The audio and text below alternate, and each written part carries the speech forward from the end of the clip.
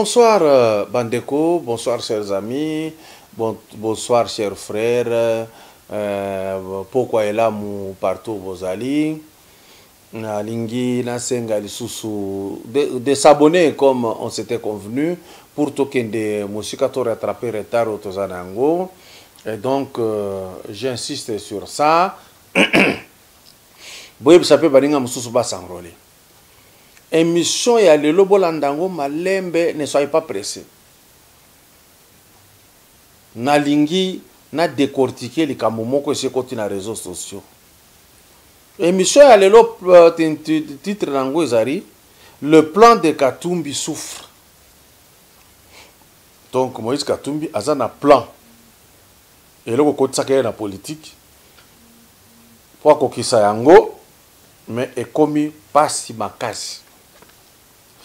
Et vous allez découvrir les lots dans l'émission Oyo. Il souffre comment? Na bandi li cesse na makambo etali Bible. Roi Akab. Il s'est révélé un roi fort. Mais bandaki isko konyoko la population. Alors, qu'est-ce que Dieu a fait? Il a voulu se débarrasser du roi Akab. Tant que solo na ba ange ba lobi to kokota kaka na ba conseiller na ye nde sika to komema lukuta nde sika kokoya. On a découvert par ici que ba ange wana ba yebaki que entourage oyo ya roi Akab ba batoyo ba makasite. Ba batoyo ba telemi pembeni ya roi pona kozwa ba privilège ya roi. Mais wasaki na mayele te ya koyebisa roi comment conserver le pouvoir, comment être aimé par la population. Et ko sala que passé ya roi Akab komi mabe, Dieu devrait se débarrasser de lui. Matière wana kotisi ngai na ba oyo bazali soit ba fanatique ya Moïse Katumbi, soit bazali ba sympathisant na ye, soit bazali ba membre ya parti politique na ye, soit bazali ba membre ya plateforme politique esika azali, soit bazaka batu moko bo balingi azala parce que ba inaka mokonzi azana place tout de suite là. Alors cet entourage là lokola ekanisaka que si j'admire lokola na yokaka que apesaka peut-être ce qu'il croyait que piso peut constater c'est la flatterie qui les amène là-bas, mais mayele ya ko encadrer nango Moïse Katumbi comme politicien na moni na pembeni wana ya mayele moko makasite. Cela veut dire batu ya mayele makaso bazana ensemble baza ko s'occuper na Moïse te. Peut-être bazwa qui marche pied batamboli ba sauter ba yebi que il ne peut rien faire de grand en politique, va se servir na et puis va arrêter. Ou alors, je voudrais vous dire que Moïse sans Pierre Lumbi ne pouvait rien faire du tout. C'est comme Moïse sans Kabila na période où il n'allait rien faire. Et en arrière, Moïse sans Dekolabango Katebe, il n'y avait rien pour lui. Mais c'est un courageux. C'est quoi le qu'on a ligné à l'Obaïzani? Monsieur John n'a pas comme mususu te parce que son alobi ba koyeba keza yo, mais on a répondre yo yebina groupe na bino. Vous êtes en train de soutenir mon président il y a ensemble Moïse Katumbi Chapwe sans lui dire la vérité, sans lui dire la matière qu'on traite c'est laquelle. Bokoti siye siko na zamba. Parce que place oyo Moïse a s'invité yé moko na débat bino bo kotisi na débat yé moko pe mi kotisi na débat o etala ki était proposition ya Noël Tchani ezate ya koloba qui est congolais qui ne l'est pas eza wana te c'est faux ndema kamo wala kisi Moïse a kotisi ko na danse proposition ya Tchani à reprendre ndenge Congo ezalaka kala Poko Mamokonzi Mboka, il y a présidence de la République, il fallait qu'on ait des pères et des mères zaïrois. Il fallait qu'on ait des pères et des mères congolais. Tchani moi d'invite à Zongiska et Loko Ezalaka. Quant à Katumbi, Tchani Aboeli était Kozala Congolais. Batutu Bazako Kamwa, à mon akindengeni ke batouché. Nulle part, Tchani Alobi, Katumbi, tu n'es pas congolais. Nulle part. Yomoro, au bandit, pas problème. Certains de vos fanatiques ont écrit, j'ai ça. Bah, comme il a Facebook que parmi tous les gens qui ont pris l'argent de l'État, yoka phrase, au moins Moïse Katumbi nous a donné un bijou. Bazola qui sa stade manqué.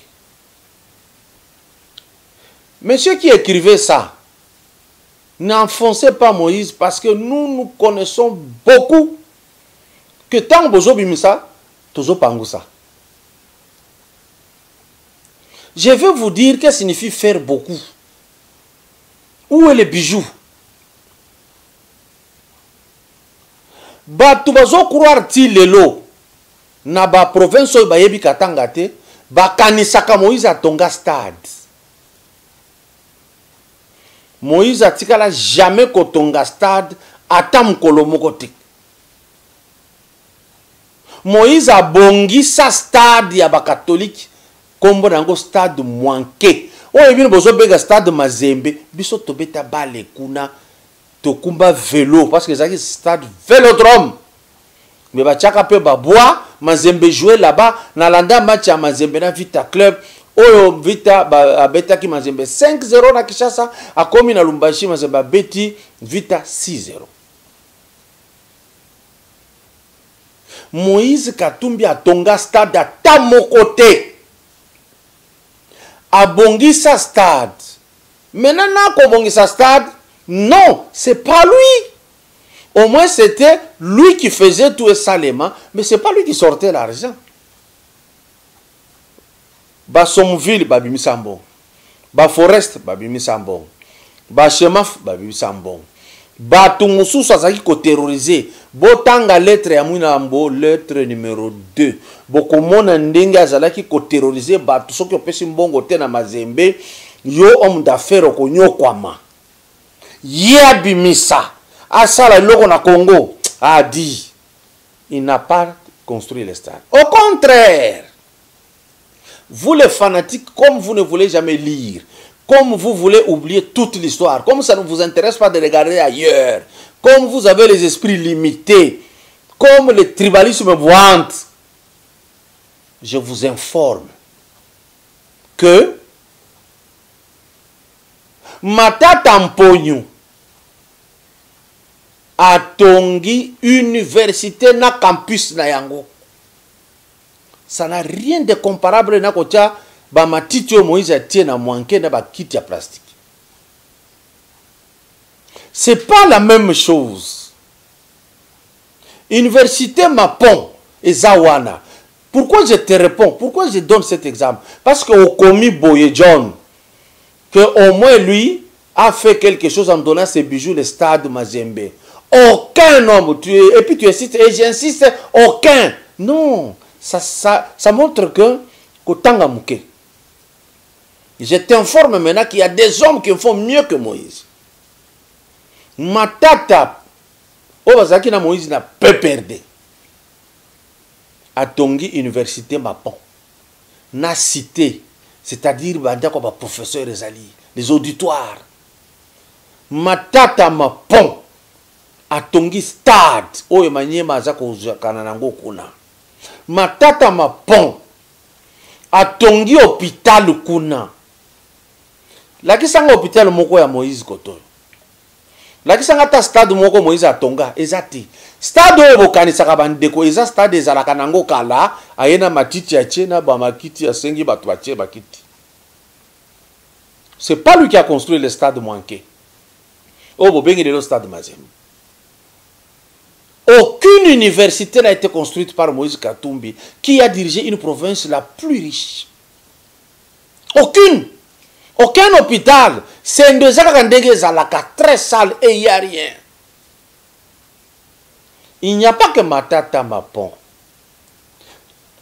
Quelques années en arrière, dans la période de Laurent Désiré Kabila, président de la République, un Moulouba du Kassa oriental du nom de Kansebou a acheté les tenues à tous les policiers du pays.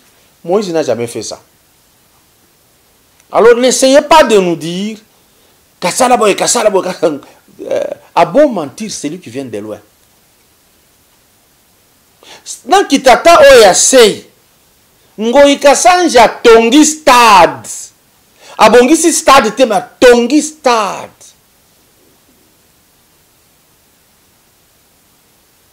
Bomonaki ezo tongama. Bomona ndenge zo kendina ici ke komi. Moïse n'a pas construit un stade. Si vous en avez un, montrez-le-moi.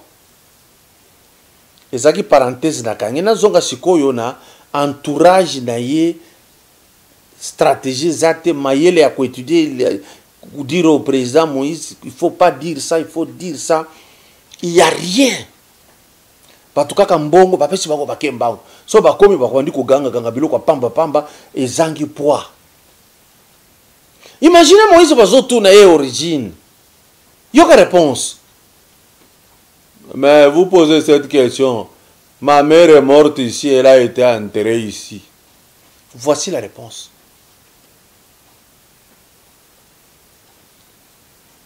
Quand on pose la question, il vous dit, mais j'ai dirigé le Katanga comme gouverneur. Ça, vous le savez. Ce n'est même pas ça qui justifie tout ça. Maintenant, pourquoi n'a pas émission à l'élo?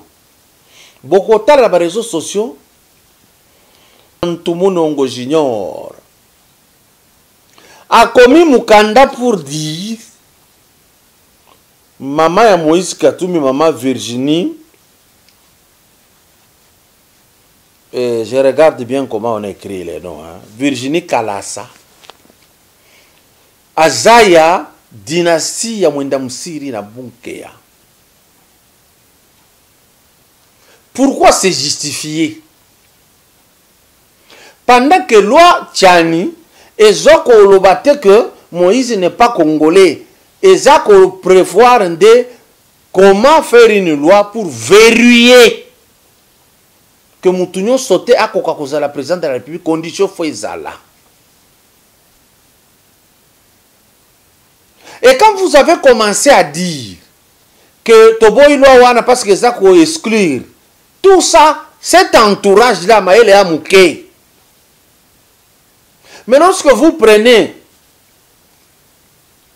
la Constitution elle-même,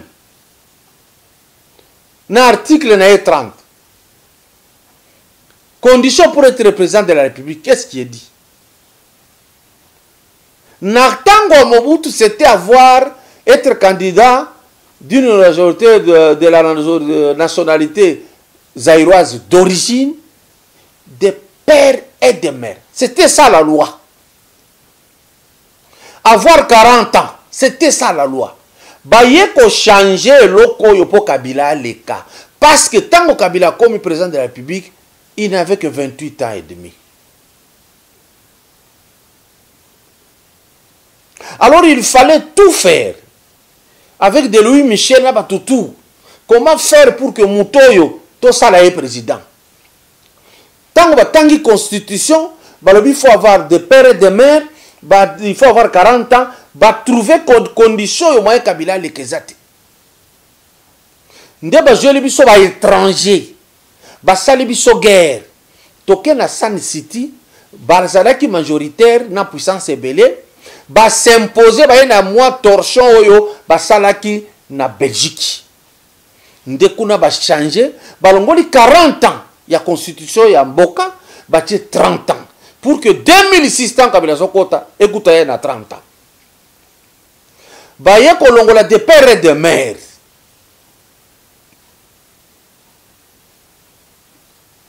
Alors, vous qui entourez Moïse Katumbi, lisez. Tu n'as rien créé.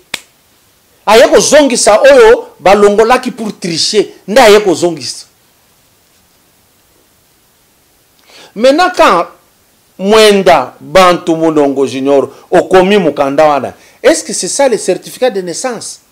Ou bien c'est l'acte de naissance? Tu veux justifier quoi? Bon, regarde ce qu'on a posé question. Tu as écrit cela. Comment est-ce que Katoto, Katebe Katoto, maman naye, azala kaka ya kwe wana? Et il dit que Moïse n'anga toi papa moko metokeseni ba maman. Siko ba maman ba keseni ndenge nini? Soki maman Moïse aze abunkeya. Ya basanga. Mais maman ya Katebe siko aze ya wapi? Présenter pays. Mais Mukanda na yo eza incomplète. En présentant Moïse, il fallait écrire fils de Virginie Kalasa et puis aide de papa tel. Papa, tiens papa. Tango kokoma, obimisi Mukanda complète. Tozu proposition là, to placer. S'il va passer, c'est tout. Mais tu te les mets à maman, ça signifie quoi? Biso loi eza des pères et des mères congolais. Dis ce que problème ça. Maintenant, toujours là, oui, ça veut dire il y a papa Katebe, non, maman Katebe, azala qui soit wapi. Ici, nous voulons savoir ba ethnie ya Okatanga na ligina tanga yango. Tango toko tanga. Toko kako situé Mukanda bakomi na esika Moïse ye azalaka na esika se présenta na esika ba memiye tokende na Okatanga to bandi yango na nyonso territoire de Kambove nde esika basanga bazali bakaonde balamba balembe. Bien. Alors, territoire de Kasenga, au moins il bateau bazali na territoire ya Kambove, babemba bazate. Mais les Kaonde sont là et les Lamba. Les Bemba ne sont pas dans le territoire de Kambove. Ici, bateau baza ebele koto za basanga. Territoire de Kasenga. Tozana babemba, balamba, bankunda, balembwe, bangoma. Na partie ya Kasenga, il n'y a pas de basanga. Les basanga ne sont que dans le territoire de Kambove. Même au territoire de Kasenga, il n'y a pas de basanga. Mais il y a les babemba. Mais dans le territoire de Kambove, il n'y a pas de babemba. Pourquoi j'insiste? Et Michel Koya lobby peut-être na kolakisa Moïse azolo ba que ma mère est Mbemba de Bunkeya. Na Bunkeya il n'y a pas de babemba. Na Kambove il n'y a pas de babemba. Il y a les basanga na territoire ya Kambove. Les babemba maintenant on se retrouve na territoire ya Kasenga, na territoire ya Kipushi. Na territoire ya Mitoba, il n'y a pas de babemba. Na territoire de Puerto, babemba, baye. Tozana babemba, bashila, babwile, bazela, bakunda, batabwa, baluba, bashi, bafuliru, babuyu, babangu bangu. Il n'y a pas de basanga ici.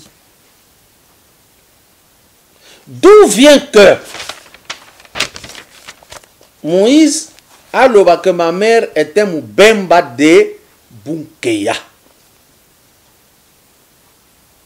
Alors, sixième territoire, territoire de Sakanya, il y a les Balamba, Baouchi, Balala. Il n'y a pas de Babemba, il n'y a pas de Basang. Alors, Totanga Sikoyo et Sika Lobi Mama Nae Aouta. Na Bayeke. Les Bayeke sont des Tanzaniens. Bayaki, ba utiliser Minduki, nde ba fandi et pa ya basanga na baluba kat. na territoire à Kambov. Il y a bien sûr, il y a des Kaondé, tout ça. Total sikoyo, comportement ya ba oyo abzobenga ba koko ne côté maman, bazala kindengeni basala kinini. Na ko sala parallélisme na biloko na zola ksabeni. Ça c'est le livre du professeur Ndayuel, le grand historien du pays. Je vais lire, essayer de me tolérer. Au Katanga, les conséquences de ces commerces furent pour le moins attendu l'entrée des chasseurs Nyamwezi. Il fut le prétexte et une restribution du pouvoir dans la région. Nyamwezi ya utaka Tanzanie. Koya ko sala commerce aye ko bouger bokonzi ya basanga na balubakati na bakaonde.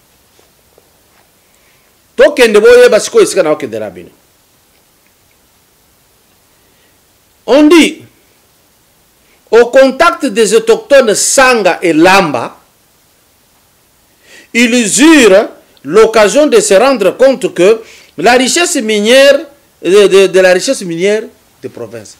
Ce que bakoko ya oyo, bauta Tanzanie, Banyamwezi, bayeko kuta basanga na balamba, na baluba, ba constater que non, awa na territoire ya Kambove na babunke ya partout wana ba cuivre zali. Et c'est que bazali kotumba ba cuivre ya liboso kuna mayele ya étranger oyo et bandi ko bouger. On avance. Ils apportèrent la nouvelle à leur chef Kalasa. Donc Kalasa oyo a congolais. Les Nyamwezi sont allés dire en Tanzanie à Kalasa, tomoni batoyo, à part biloko tuzali kokende koluka kuna, bazana mbongo na se amabele et belé. À leur retour dans leur pays, Nyamwezi, entre Tabora et Tanganyika, ces chefs organisa toute une expédition dans le but de tirer profit de certaines mines de cuivre. Babandi ko traverser Tanzanie baleki na Tanganyika wana na Tabora, babandi ko ya mayele na bango baluki etali minéré. Vous comprenez quelque chose?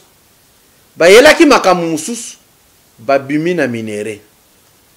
Moïse ayaki président Mazembe abimi na minéré. Tout avancé. Une fois sur place, ils eurent tout fait de se lier d'amitié avec les chefs locaux, notamment Katanga, seigneur de mine. Et là, quoi, il bosso amitié na chef Munene Zalaki wana. Allié amitié na chef Katanga, na chef Mpanda, c'est qui? C'est maintenant Kalasa de Nyamwezi, asali ba amitié à Lukuta. Suivez mon regard. Alors, vous allez remarquer quoi? Ces gens-là quittent la Tanzanie, ils viennent au Sala Commerce, tout ça, ainsi de suite. Les Rwandais aussi quittent le Rwanda, ils viennent travailler à la Jekamine. Après, basali confiance, na ba chef Mpande, na chef ya Basanga, ba Yokani, ba komi na katikati ya ba chef oyo ya Basanga, na ba population na bango, bango ba yeke ba koti na katikati.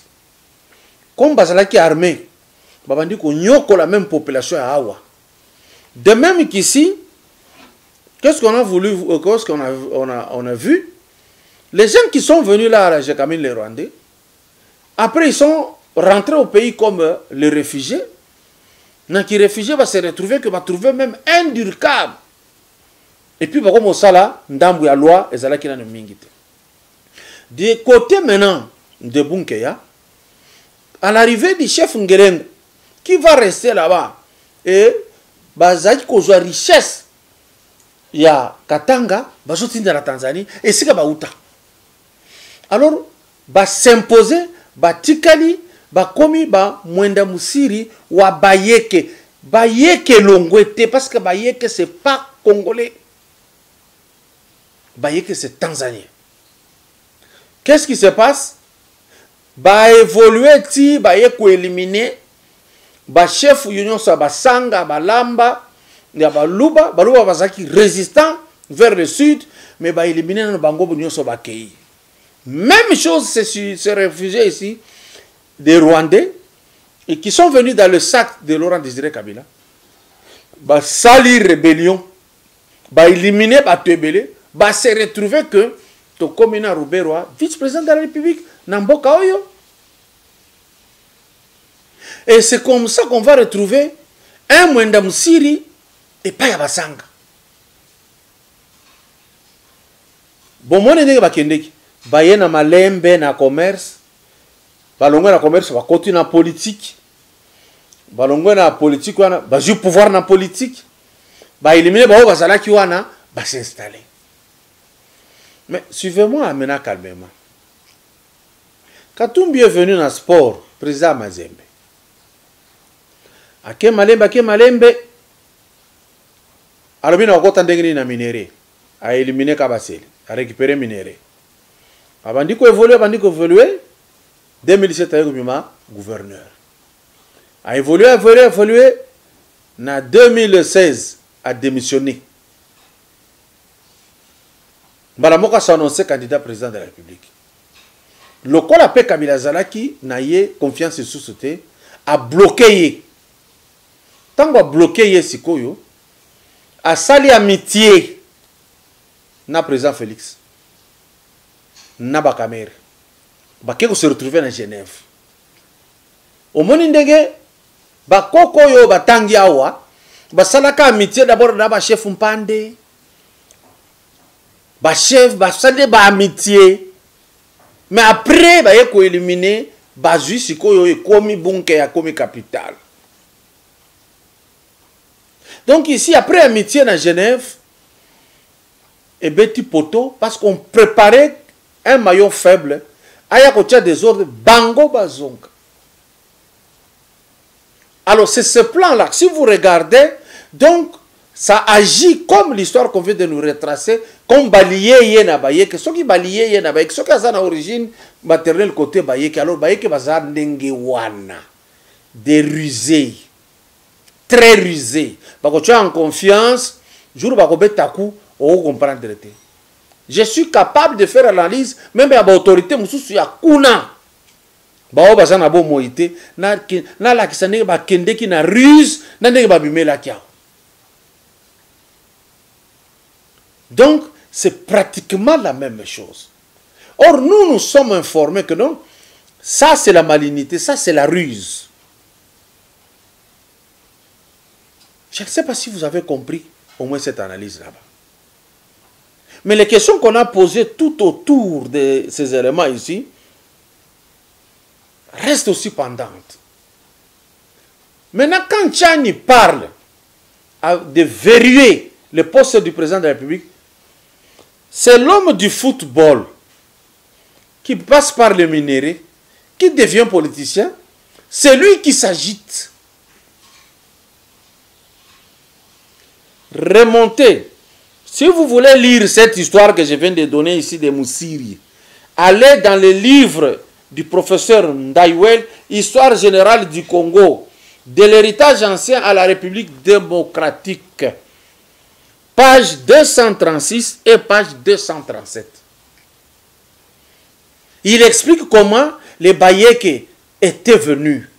Et ici, tous les chefs qui sont là n'ont pas réagi.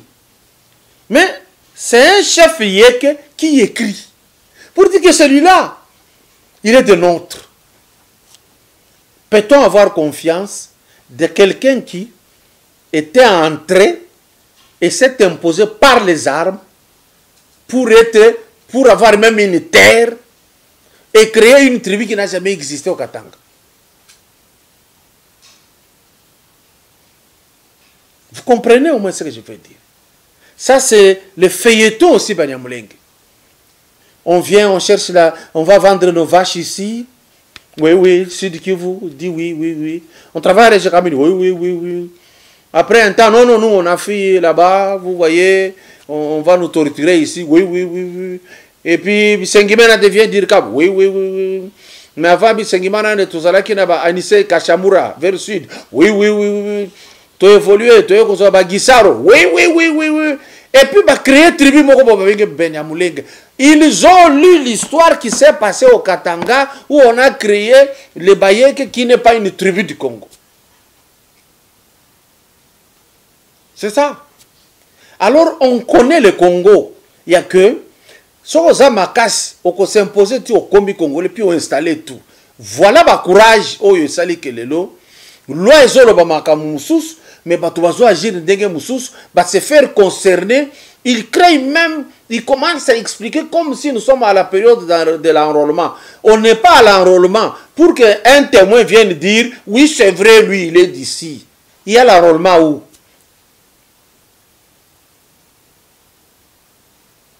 Pourquoi on discute sur cette question alors qu'on n'a pas encore annoncé les élections, il n'y a pas une liste de candidats, il n'y en a pas. On n'a pas fini à organiser la CENI. Et regardez même ce camp-là. Ils ont proposé les réformes par le maître Lutundu là, Penepala. On propose, ça vient de la Mouka, ça entre à l'Assemblée nationale. On débat sur la question, on vote cette loi et il change directement. Oh, ce n'était pas comme ça. Vous voyez à quoi ressemble cette plateforme politique. Il change, hein? Ça vient d'eux. Maintenant, ils changent. Pourquoi? Ils regardent dans la sauce. Ils n'ont pas trouvé les mayonnaise. Suivez mon regard. Il n'y a pas un trou pour permettre à ces gens d'agir. C'est ça le problème. Si la formule avait réussi avec le Bunkeya de Mwenda Wabayeke, Mwenda Msiri, ça ne réussira pas dans la politique ici. Parce que tout est connu, tout est cerné, on a déjà tout étudié, on connaît l'adversaire, comment il opère. C'est ainsi que vous allez voir ces feuilletons. Hein. Il y aura des preuves toujours contraires à d'autres preuves qui passent.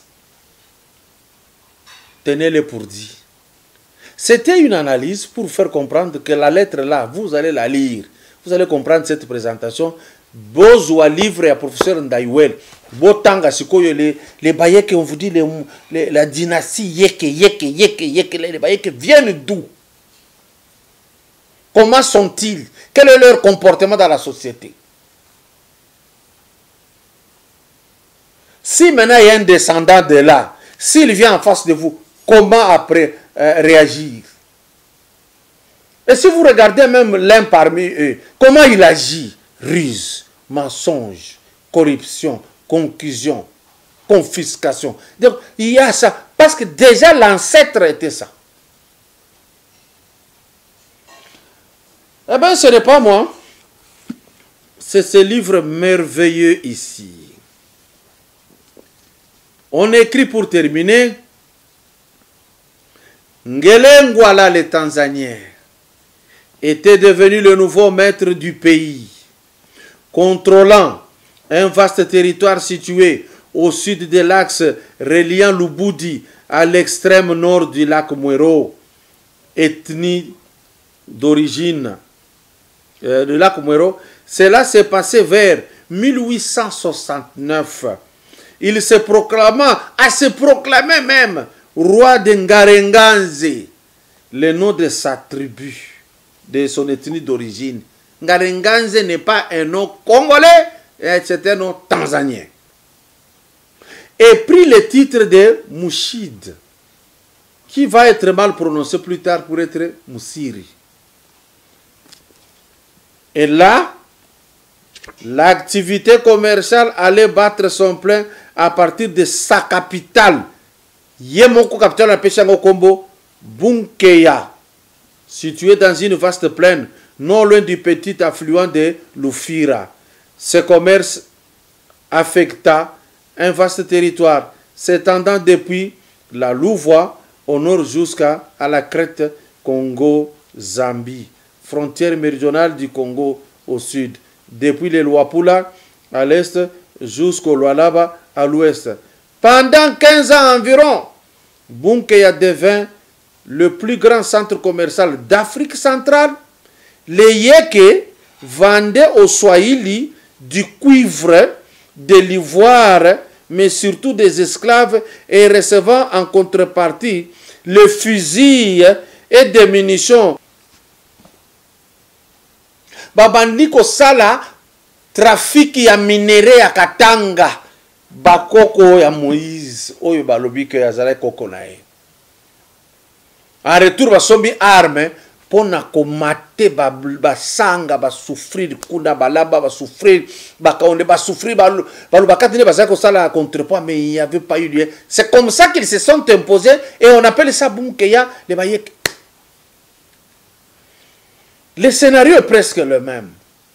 De Mazembe au minerai. Et les minéraux, à l'étranger, on les amène. Et puis on devient puissant, on mate les gens. Je reviendrai sur une image de Kabange Numbi qui a défini comment était la terreur de Moïse Katumbi à Lubumbashi. Et lui-même était victime. Bonne soirée chez vous.